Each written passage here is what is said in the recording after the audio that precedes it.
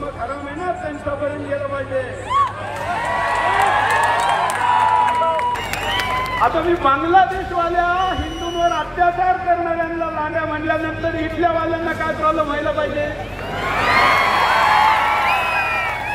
जे पूर्वज तलवार के डर से अगर तलवार पहन लेते तो आज तुम भी दाढ़ी वाले होते, यहाँ पर नहीं होते। मुसलमानांनी युसुफ पठाणला जिंकवलं, अधीर चौधरीला नाही। की बांगलादेश मधील हिंदूंवर झालेल्या अत्याचाराला ताबडतोब थांबवण्यासाठी कारवाई करा।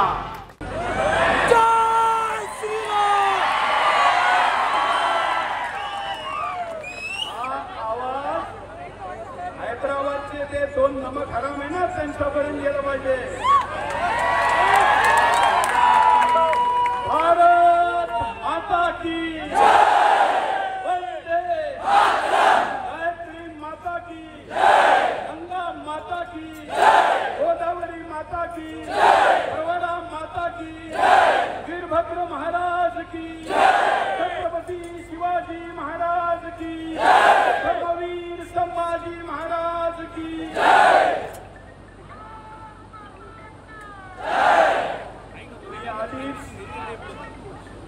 सांगू इच्छितो का मी दिल्लीवरून शांततेचा संदेश द्यायला आलेलो नाही।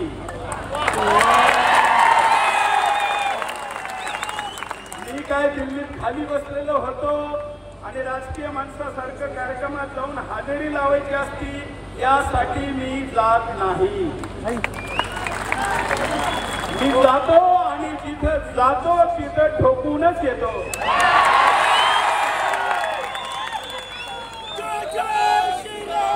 आणि पुण्याला घाबरायचं नाही। FIR बिफायर झालेलं माझ्यावर 1828 FIR आहे। एवढे दाऊदवर आहे का? दाऊदवर नाही।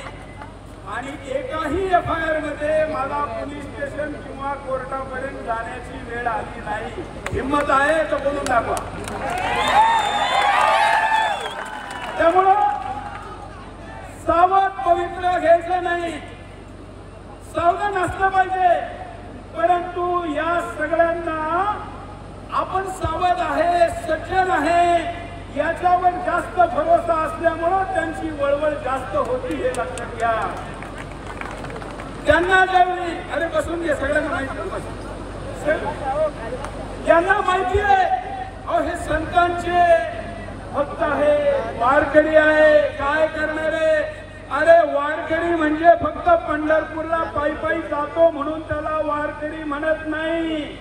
आमच्या आई बहिणी आणि गाईला हात लावणाऱ्याचे हवेत हात उडवण्याचा वार करणारा वारकरी असतो। एक काळ आहे ना महाराज, त्याला निवडून 1 किलो तर राहतच असतो। एक टाळ कितीतरी टाळके फोडू शकतो। तुम्ही वारकऱ्याला सामान्य समजू नका आणि रामगिरी महाराजांना कोणालाही कुठल्या संताला सामान्य समजायची गरज नाही। संतांनी असं म्हणणं की आपण सगळ्यांचं भलं पाहिजे हा त्यांचा स्वभाव आहे। पण ते संत तुम्ही आम्ही सैनिक झालं पाहिजे। आपलं काम भलं पाहणं नाही, आपलं काम सजा देणं असलं पाहिजे। हिंदू समाज ज्या दिवशी असं वागायला लागेल त्या दिवशी आपल्या संतांकडे पाहण्याची, डोळा वाकडा करून पाहण्याची हिंमत कोणाची होणार नाही। मी इथे येणार म्हटल्यानंतर काल रात्री BBC आणि दिल्लीचे काही मीडियावाले आले होते, कारण मी जाणार म्हणलं का त्यांना त्या ठिकाणी काही ना काही अफवा पसरवायला मिळते। मी शिर्डीच्या हॉटेलवाल्यांचे आभार मानतो का काल रात्री त्यांनी मुंबई दिल्लीहून आलेल्या काही अशा खोट्या पत्रकारांना आपल्या हॉटेलमधून काढून दिलं आणि बुकिंग कॅन्सल केली। आज त्याच्यापैकी एकाची इथे हिंमत झाली नाही यायची, नाहीतर मग तुमचे खोटे नाटे बाईट घेऊन अफवा पसरवल्या। मित्रांनो, आज या मोर्चाला फक्त आपण प्रतिक्रिया देण्यासाठी आलो आणि बोललो गेलो, विषय संपला। फक्त असं होऊ द्यायचं आहे का? पाठीमाग असं होऊ द्यायचं का? कायमचा प्रॉब्लेम सॉल्व्ह केला पाहिजे. तुम्ही आम्ही कोण आहोत स्वतःला आधी ओळखा. या प्रवरेपासून या गोदावरीचा हा जो बेल्ट आहे हा कधीच गुलाम नव्हता, कधीच गुलाम नव्हता. इकडं आदिलशाही, इकडं मुघलशाही, इकडं कुतुबशाही, या सगळ्या शाही असून सुद्धा या भागातील हिंदू लढत राहिला. म्हणून तुम्ही आणि आम्ही आजही हिंदू आहोत. तुमचे पूर्वज तलवार के डर से अगर सलवार पहन लेते तो आज तुम भी दाढ़ी वाले होते, यहाँ पर नहीं होते. पण तुमच्या माझ्या पूर्वजांनी एवढ्या 5-5 शाह्यांना टक्कर दिली आणि या ठिकाणचा भगवा झेंडा कधीही उतरू दिला नाही. आपण त्यांची औलाद आहोत. ज्यांचे आईबाप घाबरले, आजोबा घाबरले, पंजोबा घाबरले आणि म्हणून ज्यांनी धर्म सोडला, अशा घाबरगुंड्यांना आपण घाबरायचं अजिबात कारण नाही. परंतु काही गोष्टी झाल्या पाहिजेत, सरकारपर्यंत गेले पाहिजे, तुम्ही आम्ही मिळून केल्या पाहिजे. त्या कोणत्या या सांगण्यासाठी मी आज या ठिकाणी उभा आहे. या ठिकाणी मी पाहत होतो आता कोणाकोणाचे कॅमेरे चालू आहेत, तर पोलिसांचे 2 कॅमेरे लावलेले. मी काय बोलणार, आणि मी बांगलादेशातल्या लांड्यांना जरी लांड्या म्हटलो ना,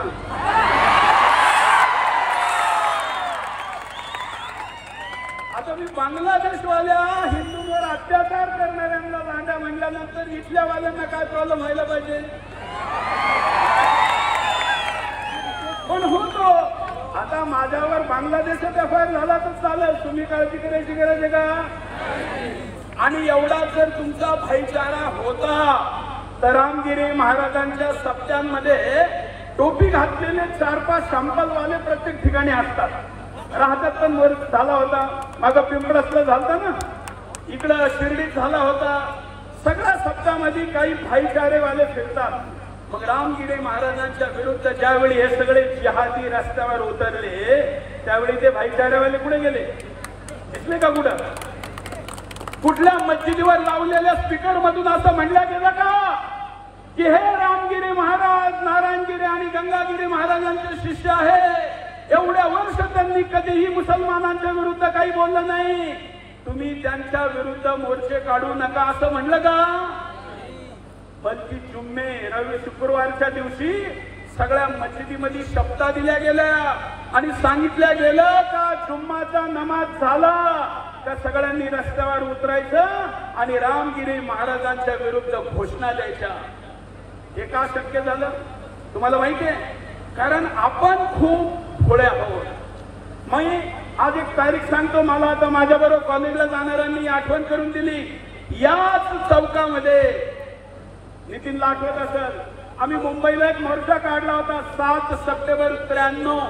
त्याची सभा, सांगता सभा जिल्ह्याची याच मैदानात याच ठिकाणी संध्याकाळच्या वेळी झाली होती 5 सप्टेंबर 93 साली. त्यावेळी मी म्हणलो होतो, त्यावेळी तबलिगी जमात इथून जात होती, अशी इकडनं तिकडे जात होती आणि मला इथून ती दिसली. मी म्हणलं हे दाढी टोपीवाले दुसऱ्या गावातले जर तुमच्या शहरात आले तर उद्या तुमच्या शहराचं पाकिस्तान झाल्याशिवाय राहणार नाही. कधी? 5 सप्टेंबर 93. माझं भाषण संपल्यानंतर इथले आपले काही मंडळी म्हणली, सुरेशजी आमच्या गावात 10-12 घरं हो. अहो म्हणलं तुमच्या 10-12 घरांना 24 घरं व्हायला 50 वर्ष लागतात, यांच्या 10-12 घरांना 120 घरं व्हायला 4-5 वर्ष लागतात. त्याच्यानंतर मला आठवतो की मी अशाच एक धार्मिक सप्ताहानिमित्त विश्वशांती समारोहाला शहानूला इथं आलो होतो. त्याही वेळी मी या बाबा लोकांबरोबर प्रवचनातून म्हणलो का आता पुन्हा संख्या वाढली. त्यावेळी राहताकर काय म्हणायचे, नाही हो आपल्या समोर त्यांची काही हिंमत नाही. आपण त्यांचा खरा ताकदीचा अंदाज कधी घेतला नाही. त्यावेळी असं म्हणले. मी म्हणलं त्यांची सगळ्यात मोठी ताकद जर काही असेल तर ती जनसंख्या आहे. आणि राहता शहराला आज एक नवीन नाव द्या.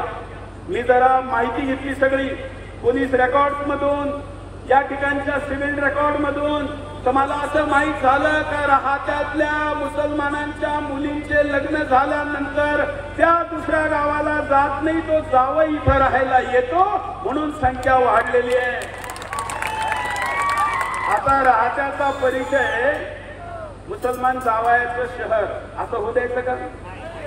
ते होऊ द्या, काय जावई चालेल का? कारण तो जावई एकटा येत नाही, तो एक पोरगी इतकी करतो, अजून 3 आसपासच्या शोधतो आणि 4-4 बिब्या आणि 44 बच्चों का कार्यक्रम चालू ठेवतो. आता असं झालं तर तुम्ही टाळी वाजता हसता, पण हा हसायचा विषय नाही, हीच त्यांची ताकद आहे. या सगळ्यांना विचारतो, खाली वर सगळे 4 मुलं कोणाकोणाला हात वर करा, ज्याला 4 मुलं आहे पूर्ण पहा. एक जणी उभा राहा, टाळी वाजवण्यासाठी. 2 हे 2 जणांना फक्त एवढ्या गर्दीमध्ये 4 मुलं आहे. ही सभा जर मुसलमानांची असती आणि 4 मुलं किती असं म्हणल्यानंतर काय झालं असतं? ते म्हणले असते काय मूर्ख आहे, फक्त 4. आपण हे हसून घेतो आणि ही त्यांची ताकद आहे. आपल्याला वाटतं का नाही, अरे आपल्याला तर सरपंच व्हायचं, आपल्याला तर नगरसेवक व्हायचं, आपल्याला तर आमदार व्हायचं, आपल्याला निवडणुका लढायच्या. अरे या सगळ्या निवडणुका तोपर्यंत आहे, सगळे नेते पण ध्यान देऊन ऐका, हिंदू नेत्याला मुसलमान फक्त तोपर्यंत स्वीकार करतो जोपर्यंत त्यांची जनसंख्या नसते. आता लोकसभेमध्ये काँग्रेसचा नेता होता बंगालचा, माहितीये ना, अधीर रंजन चौधरी. 7 वेळा खासदार झाला, आयुष्यभर मुसलमानांच्या बाजूनी भाषण देत होता. परंतु त्याच्या विरुद्ध गुजरात मधून जाऊन तो जो क्रिकेटर आहे, काय नाव त्याचं, युसुफ पठाण, बंगालमध्ये जाऊन लढला. मुसलमानांनी युसुफ पठाणला जिंकवलं, अधीर रंजन चौधरीला नाही. त्यामुळे ज्या कुठल्या नेत्यांना परिसरातल्या जिल्ह्यातल्या असं वाटत असेल तर मुसलमान आज आमच्या मागे, त्यांनी लक्षात घ्या, जोपर्यंत त्यांची संख्या नाही तोपर्यंतच तुमच्या मागे आहे. त्यानंतर तुमचे मुलं नातवांना स्कोप नाही. आणि म्हणून जनसंख्या पहिला मुद्दा, याच्यावर ध्यान दिलं पाहिजे. त्यांच्या चरित्राला आपण समजलं पाहिजे. आणि आज तरी कमीत कमी महाराष्ट्रामध्ये देवेंद्रजी सारखा मुख्यमंत्री, गृहमंत्री आहे, योगी उत्तर प्रदेशमध्ये आहे, देशात अमित शहा आहे, मोदी आहे. असं असूनही जर अशी स्थिती आहे आणि समजा असं नाही राहिलं दुर्भाग्याने काही कारणाने, तर काय होईल? आपल्याला राजकारणाशी घेणं नाहीये, आपल्याला पार्ट्यांशी घेणं नाहीये, पण हिंदू धर्माचा अभिमान नसणारा आणि मुसलमानांची दाढी पुरवणारा जर दिल्लीच्या तख्तावर बसला तर असे मोर्चे सुद्धा होणार नाही, हे लक्षात ठेवा. आपण हे विसरतो. आपण काय राजकीय विषय करायला आलो नाही, पण आपल्याला हे माहीत असलं पाहिजे का असं होतं. आणि म्हणून आजच्या सभेमध्ये मी काही मागण्या केंद्र आणि राज्य सरकारकडे ठेवतो. फक्त भावनिक भाषण करून चालणार नाही, आपल्याला मुद्देसूदपणे सरकारकडनं काही गोष्टी करून घेतल्या पाहिजे. आणि म्हणून पहिली मागणी, या ठिकाणी राहता परिसरातील सगळे नागरिक मिळून आपण जे एकत्र आलेले आहोत, आपण भारत सरकारला अशी मागणी करतो की बांगलादेशमधील हिंदूंवर झालेल्या अत्याचाराला ताबडतोब थांबवण्यासाठी कारवाई करा. समर्थनाला हात वर करायचा. 10 मागण्या आहे, प्रत्येक एक मागणी मागितली का हात वर करायचा, खाली करा. ज्यांनी अत्याचार केले, किती अत्याचार केले हो बांगलादेशींवर. कारण महाराजांशी बोलणं झालं, आम्ही ठरवलं का बांगलादेशी हिंदूंचा विषय झाला पाहिजे. महाराजांचा विषय बोलायचा नाही, करायचा आहे. पण बांगलादेशी हिंदूंवर अत्याचार झाले, इथे अनेक माया बहिणी बसलेल्या आहे, कसं बोलावं. पण तुम्हाला ते दुःख माहीत झालं पाहिजे मित्रांनो, एक हिंदू मुलीवर 15 बलात्कारांनी एकत्र बलात्कार केले. का? ही कशाची किंमत चुकीत होती? ही फक्त ती हिंदू असल्याची किंमत चुकीत होती. एकीचा पाय धरायचा, दुसऱ्याचा धरायचा, 15 सैतानांनी एक आणि व्हिडिओ बनवले. त्याच्यानंतर त्यांना मारून टाकलं. एकाच घरातले 6 सदस्यांना एकाच साडीने गळफास देऊन त्यांच्याच घराला अटकवलं आणि त्याचा व्हिडिओ बनवून इतर ठिकाणी पाठवला आणि तिथला मस्जिदीचा कटमुल्ला म्हणतो का इस्लाम स्वीकार करा नाही तर बांगलादेश सोडा. हे का? कारण ते हिंदू आहेत. किती होते हो बांगलादेशमध्ये हिंदू? 27% होते. आज फक्त 8% राहिलेले आहे. पाकिस्तान आणि भारताचं विभाजन झालं त्यावेळी त्या ठिकाणी 27%चा हिंदू 8%ला आला. मला सांगा भारतातल्या मुसलमानाचं काय झालं? घटला का वाढला? या ठिकाणी 10 पट वाढला. पाकिस्तान मधला हिंदू घटला, बांगलादेश मधला हिंदू घटला. बांगलादेश मधला आणि पाकिस्तान मधला मुसलमान फक्त 4 पट वाढला. किती पट? आणि भारतातला मुसलमान 10 पट वाढला. आकडे घेऊन उभा आहे. कोणाला चर्चा करायची असेल तर मी तयार आहे. कसं वाढला? तुमच्या आमच्यामुळे वाढला. कारण आपण त्याला सुरक्षित वातावरण दिलं आणि त्याचा परिणाम असा झाला का त्यांनी अत्याचार त्या ठिकाणी चालू ठेवले. तिसरी मागणी, भारतात येऊ इच्छिणाऱ्या हिंदूंसाठी, नीट पुन्हा लक्षात घ्या, भारतात येऊ इच्छिणाऱ्या हिंदूंसाठी भारतीय सीमा खुली करून द्या, त्यांना इथे येऊ द्या. आता अनेक जण मला म्हणले, सुरेशजी अरे तुम्ही तर संपादक आहात, एक चॅनल चालवतात, भारतामध्ये लोकांना असं बिगर कागदाचं कसं घुसू द्यायचं, कागद चेक केला पाहिजे. मी म्हणलं काही नाही, फक्त चड्डी चेक करा आणि उद्या लक्षात आलं ना. त्याशिवाय थोडी एवढी जोरात सिस्टीम आहे. मग बीएसएफला एवढाच आदेश द्या, फक्त चड्डी चेक करा आणि येऊ द्या.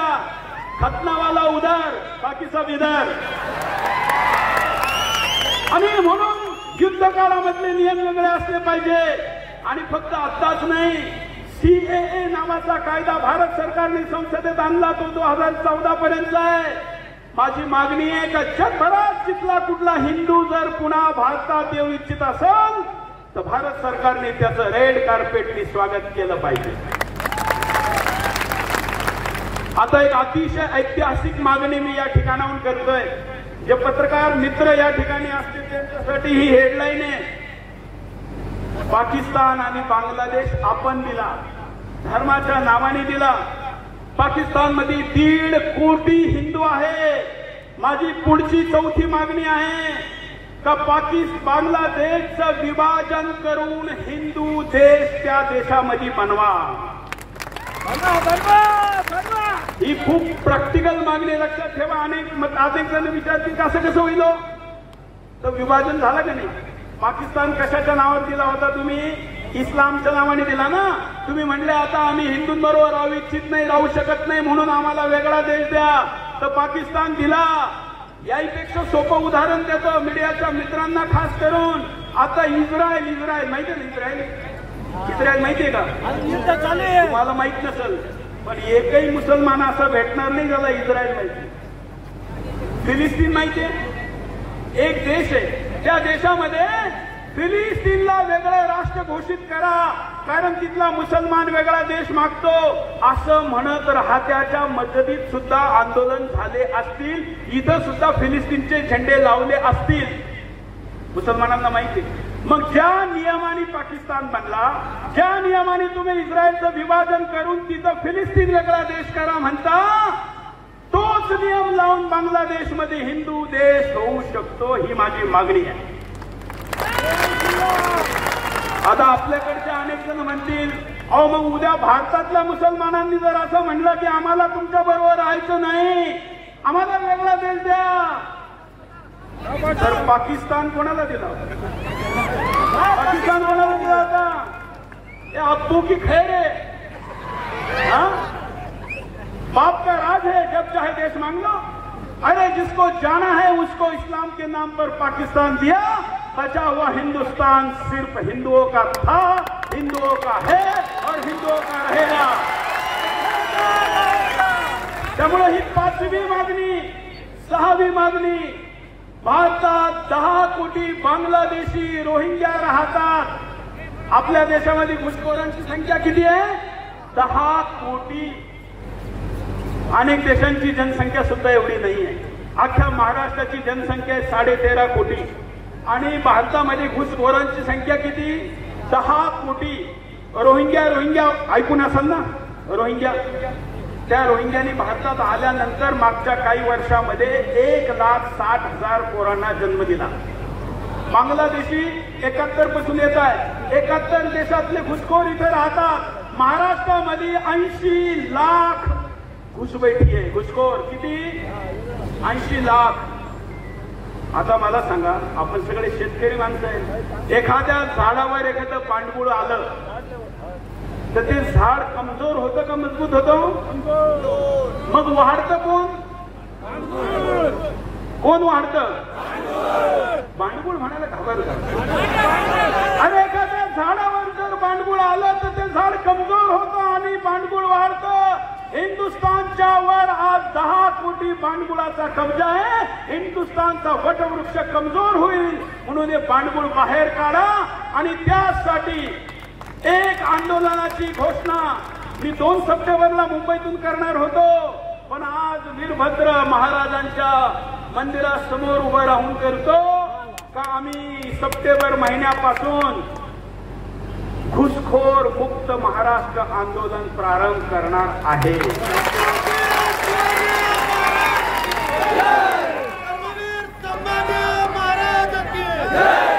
आणि आजची सभा इतिहासात लिहिली जाईल का या आंदोलनाची घोषणा राजामध्ये अमुक तारखेला झाली होती आणि हे आम्ही असं दंडुका घेणार. आता कोणीतरी म्हणत होतं नाही, घोषणा देत होते मोठ्या उत्साहात. काय म्हणलं?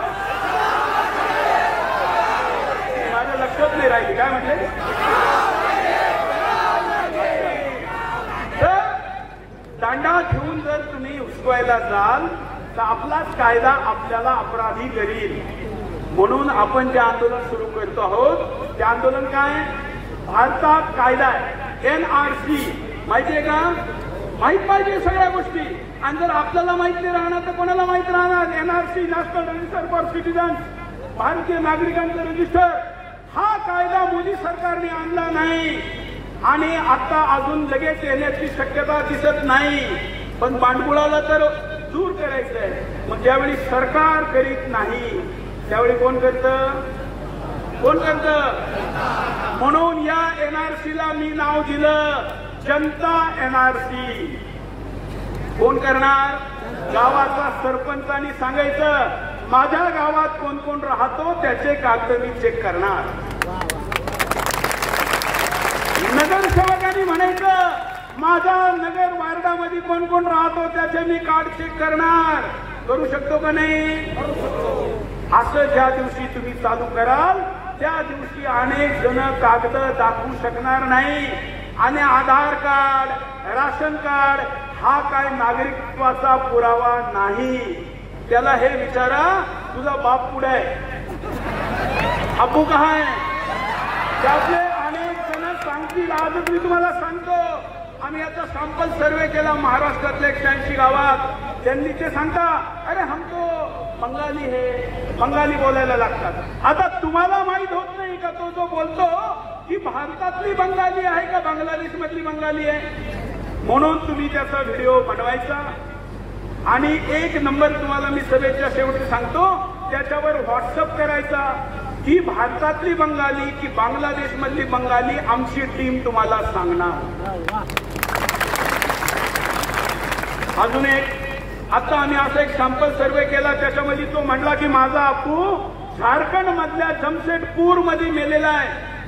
तर आम्ही जामशेदपूरच्या कब्रस्तान मध्ये आमची टीम पाठवली. मुसलमान मेला का त्याची एंट्री होत असती कब्रस्तान मध्ये. त्याला विचारलं किती तारखेला कोणत्या कब्रस्तान मध्ये. तिथं जाऊन आम्ही त्या महिन्याचे रेकॉर्ड काढले. त्याचा अप्पू तिथं नव्हता. असे 25 तरीके आम्ही काढलेले आहे. त्यामुळं त्याचाही येत्या दिवसामध्ये उपयोग होईल ते करावं.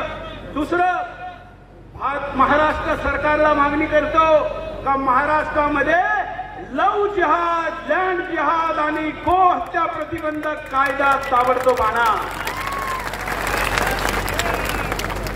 धर्मांतरण विरोधी कायदा आणा.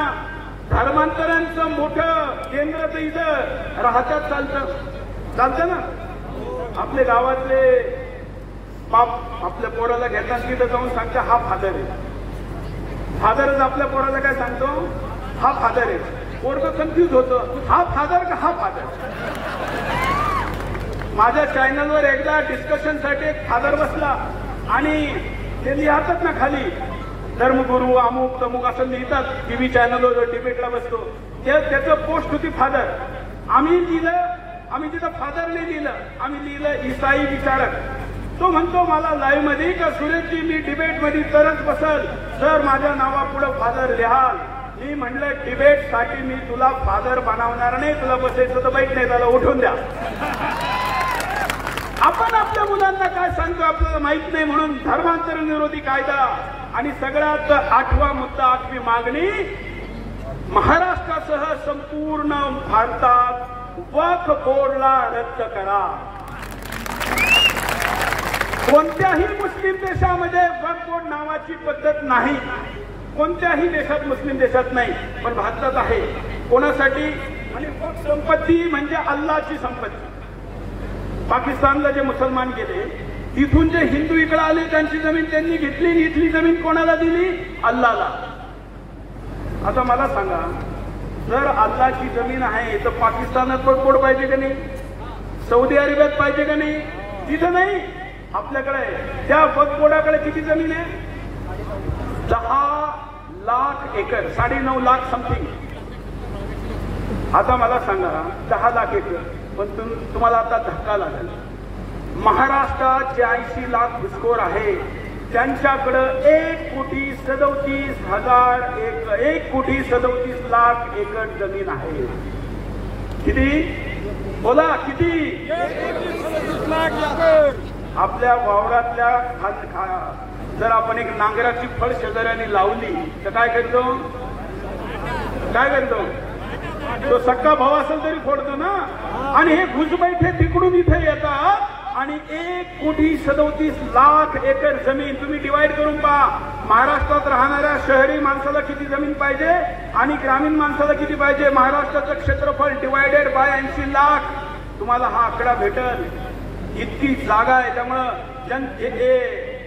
9वा मुद्दा, महाराष्ट्राची ओळख, आमच्या राजाची ओळख गडकिल्ले आहे. त्या गडकिल्ल्यांवरच्या अतिक्रमणाला काढा, ही आज 9वी मागणी मी या ठिकाणी करतो. आणि नाही काढलं, सागरने आता सांगितले तसं. एक व्हिडिओ खूप फिरत होता, काहीतरी हिरवी बिल्डिंगवर कुणीतरी चढलेलं आहे आणि त्याला हातोडा बितोडा मारतात. मला अनेक जण दिल्लीत म्हणले सुरेश जी आपका राज्य कैसा असहिष्णु हो गया है, ये मस्जिद तोड रहे. मी त्याला म्हणलं अरे त्या संरक्षित जागेवर अनुमती नसताना, परमिशन नसताना ती बनली कशी? आधी हे विचार, मग विचार की तोडली कशी. जर बनलीच नसती तर तोडली असती का? म्हणजे गैरकानूनी काम तुम्ही करायचं आणि गैरकानूनी काम हटवायला गेलो की आम्हाला कायदे शिकवायचे. आता हे चालणार नाही. आणि आता 10वा मुद्दा, ज्याच्यावर मी सभेच्या सुरुवातीला बोललो, जनसंख्या. मित्रांनो, 1400 वर्षापूर्वी 88 लाख वर्ग किलोमीटरचा भूभाग भारताकडे होता. आता फक्त 33% राहिलेला आहे. किती? बोलत जा, किती? हे सांगायचं घरी जाऊन नातवाला, घरातून जेणे आले त्याला, शेजाऱ्या पाजाऱ्यांना. 9 राज्य. याच्यापेक्षा धक्कादायक माहिती सांगतो. हिंदू, आपल्या राज्यात हिंदू भरपूर आहे असं आपण म्हणतो ना. अहो खूप आहे आपल्याकडे, आपण बहुसंख्यक आहे. तुम्हाला माहिती आहे हिंदू जनसंख्येच्या अनुपात मध्ये, पर्सेंटेज मध्ये महाराष्ट्राचा क्रमांक आता 21वा झालाय. 20 राज्य असे आहे जिथं पर्सेंटेज मध्ये हिंदू त्या राज्यात जास्त आहे, आपल्याकडे कमी आहे, 20वा. एकूण 30-36 युनायटेड आपल्या केंद्रशासित राज्य पकडून 36 जरी धरले तरी आपण 21व्या नंबरवर आहे. म्हणजे कल्पना करा. आणि यापेक्षा धक्कादायक असे तर फक्त 15 वर्षापूर्वी आपलं राज्य 11व्या नंबरला होतं आणि 15व्या वर्षात 21व्या नंबरला गेलं. चिंताची बाब आहे का नाही? आहे का नाही? आणि म्हणून जनसंख्या नियंत्रण कानून आला पाहिजे. आज या जनसंख्याच्या असंतुलनाने काय केलंय? पाण्याची स्थिती अशी केली की तुमचे आमचे आजोबा विहीर नदी नाल्यात पाणी पाहायचे.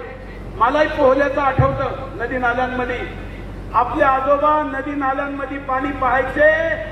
आपल्याला विहिरीत पाहायची वेळ आली. आपले मुलं बाटलीमध्ये पाहू राहिले आणि नातवंडांना फक्त आसरूमध्ये पाहायला भेटतील. फक्त आसवांमध्ये आपल्याला पाहायला भेटतील. हे चालेल का? आणि म्हणून कायदा आला पाहिजे. व्यवसाय 100% आपल्याकडे होते. राहत्या मधल्या पेरूच्या बागा कोणाच्या आणि कोण तोडतो आणि विकतो कोणाला? मधी फक्त एवढ्या विषयाची मलाई खातो. पण तुम्ही तोडणं का विसरले? जमीन तुमची, गिऱ्हाईक तुम्ही, आणि मधी कुणीतरी उभा राहतो आणि त्या पैशातून तो पैसा तुमच्याच मुलीला लव जिहाद करणाऱ्याला दिला जातो. अरे जे बागा सांभाळूच नाही शकत ते देश काय सांभाळणार? ते मुली काय सांभाळणार? ते घर काय सांभाळणार? घर हिंदूला द्या ना. मी गॅरंटी घेतो एखाद्या वर्षी जर काही कारणाने तो हिंदू तुमचे पैसे देऊ नाही शकला, सुरेश चव्हाणचे पैसे देईल. त्या चला या वर्षीचे कॉन्ट्रॅक्ट कॅन्सल करा, या सुरुवात करा. भाषणाने होत नाही, भाषणाने होत नाही. काम केलं पाहिजे, काम. अहो आपले महाराज काय दूरदृष्टीचे होते.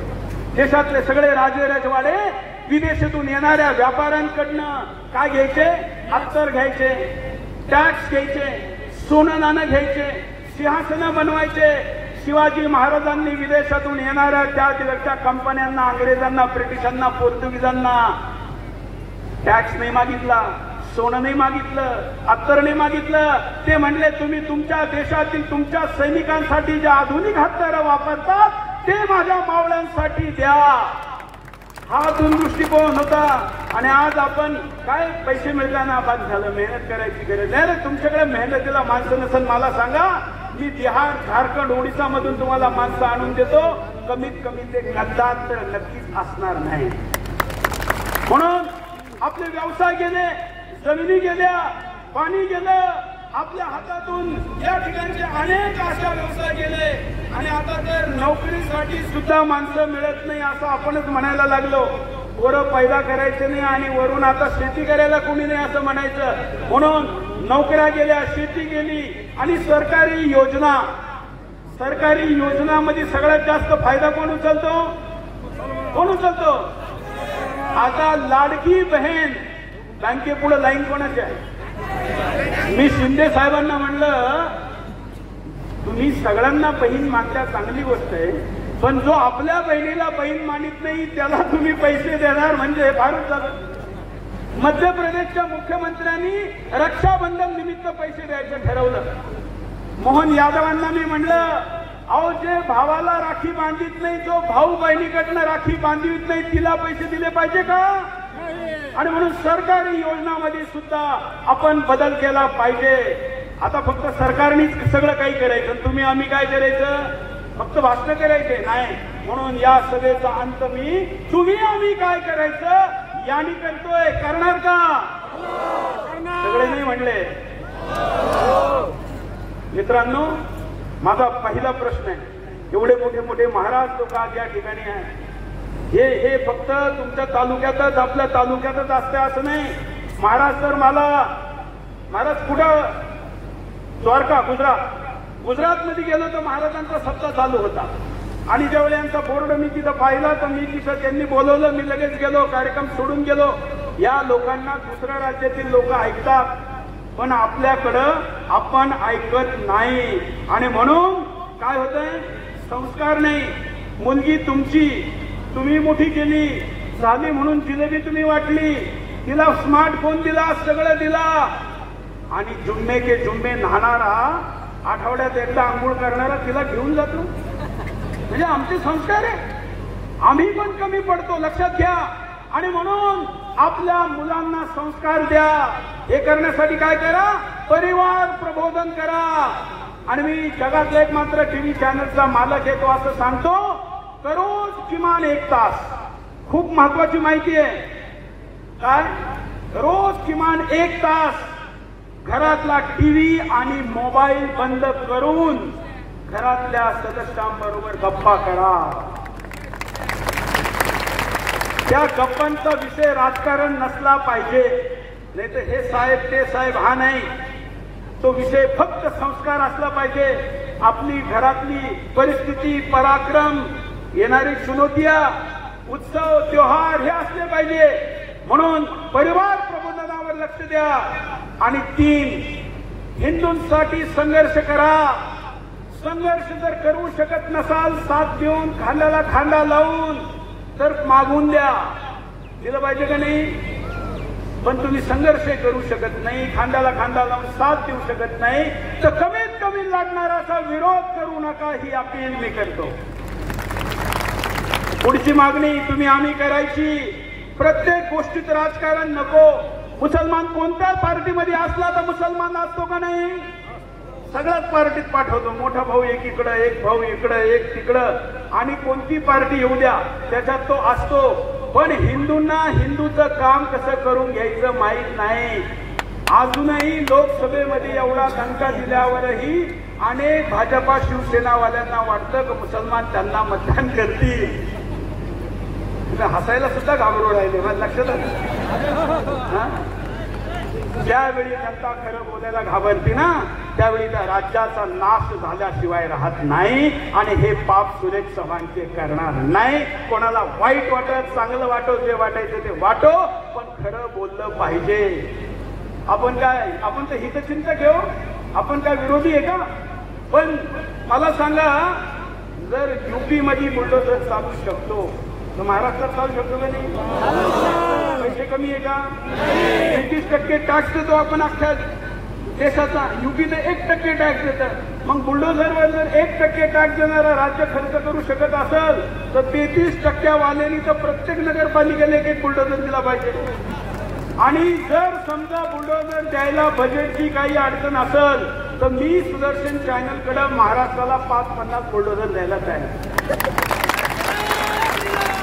आणि म्हणून राजकारण नको. आणि खूप महत्वाचा मुद्दा, राहत्यात तसं वातावरण नाहीये, पण मी मराठवाड्यातून आलो, परवा परभणीतून.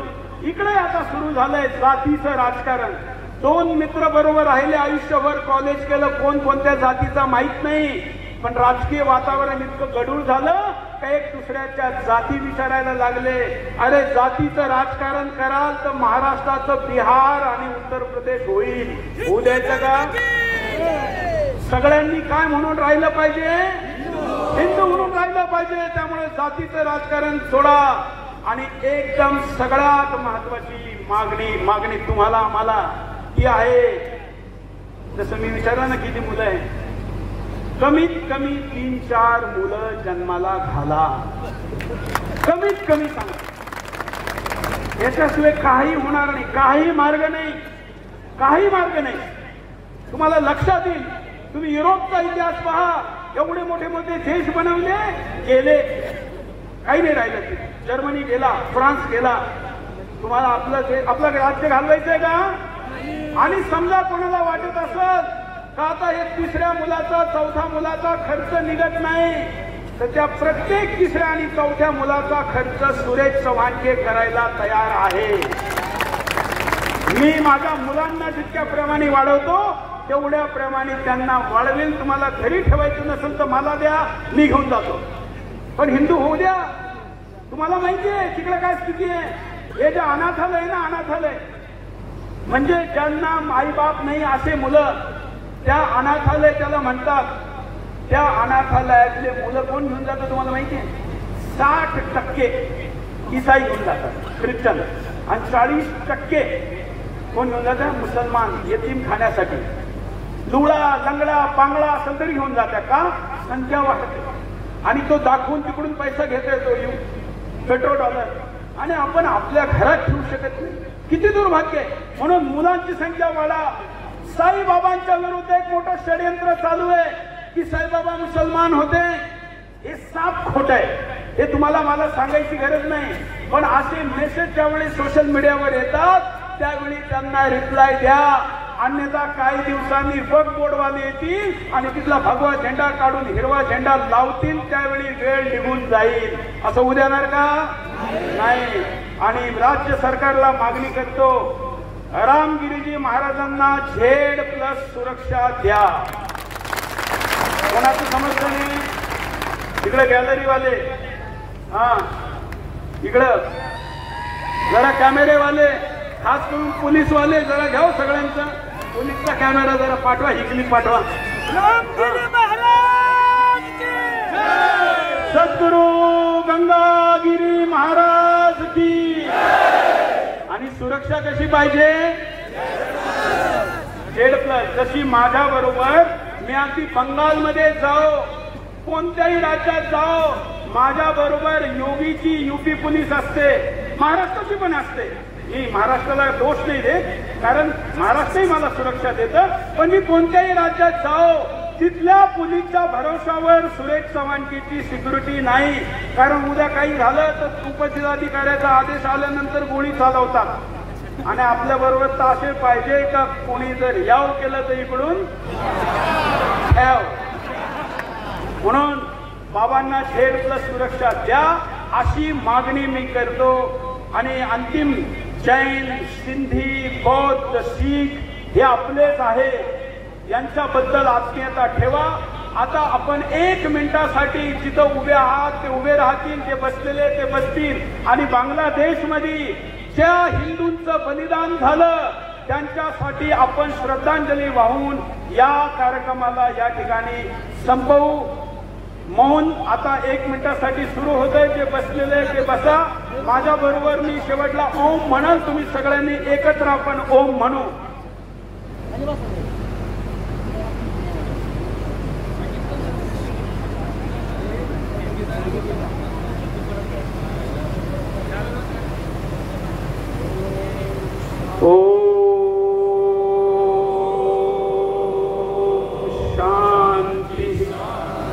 शांती शांती. आता पसायदानाने समारोप होईल. तुम्ही सगळ्यांनी शांत चित्ताने ऐकून घेतलं, याबद्दल धन्यवाद. काही बेकायदेशीर गोष्टी बोललो असेल तर त्या मागं घेणार नाही, कारण त्यांना ऐकवण्यासाठीच बोललो.